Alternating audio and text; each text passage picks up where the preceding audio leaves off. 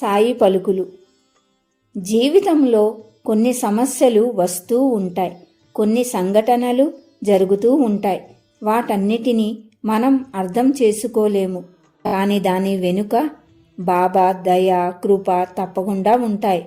మనం చాలాసార్లు సంతోషాలని, బంధాలను, సంపదలను ఇలా ఎన్నో కోల్పోయామని బాధపడుతూనే ఉంటాం.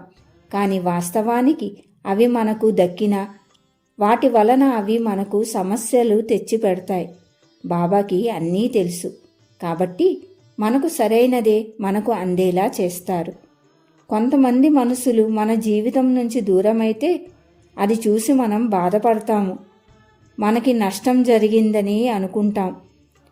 ఏది జరిగినా, ఎలాంటి సమస్య ఎదురైనా మన మంచికే అని ధైర్యంగా ఉండాలి.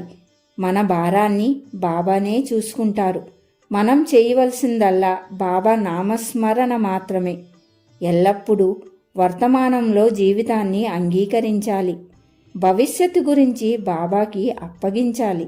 అప్పుడే మనం ప్రశాంతంగా, సంతోషంగా బ్రతకగలుగుతాము. నలుగురు బ్రతికేలా చేయగలం.